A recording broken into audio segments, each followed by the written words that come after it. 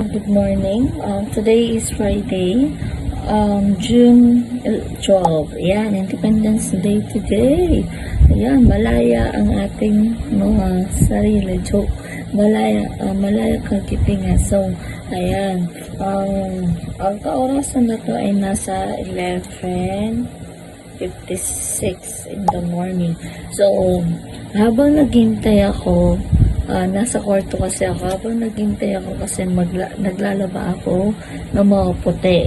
Kasi, in-arrange ko na, sinort ko na siya sa by the color and white. So, yung white nilalaban ko, tsaka yung mga undies ko, yung curtains para laundry ko.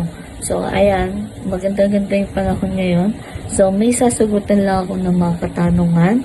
Though nawala na yung comments, pero sa personal may mga nagtatanong kung bakit daw Ocean o Ikichuko yung pangalan ng aking anak. Okay, sasagutin ko.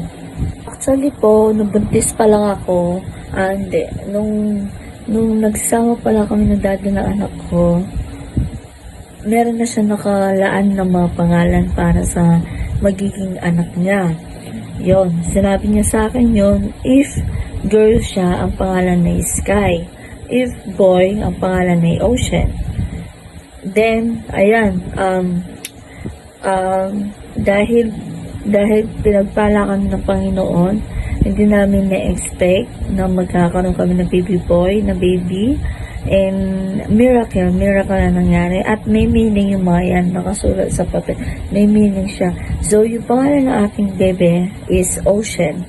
Ocean, kakaiba, diba? Unique. Ang daming nagaganda sa pangalan ng aking bebe kasi nga unique siya, tsaka kakaiba siya. Yun, kakaiba kasi nga Ocean. So, as in Ocean, O-C-E-A-N. Ocean, ang meaning nun is water never goes dry. Oo nga naman, yung di ba, karagatan din naman siya hindi naman siya nawawalan ng tubig. So, ayan, kami ang nagmamay-ari ng mga karagatan. Charot! At yun, sa African name, ang pangalan niya is Ikichuko.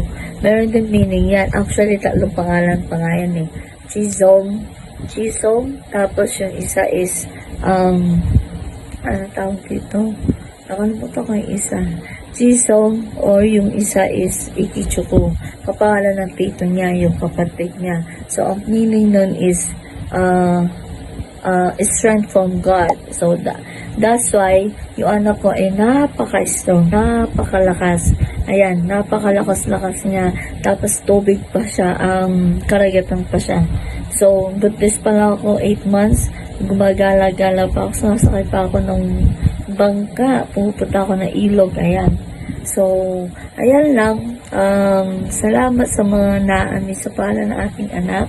And kasi ayaw niya yung gusto ko, kasi gusto ko yung Lihan Yu, hindi naman daw siya Koreano, African siya, mukha naman. So, yun lang. And yung ko napaka-strong, napaka-brave niya, tsaka napaka-cute, ang handsome. So, pinagpala talaga ako kasi yun nga, though di ko hiniling, pero dumating siya.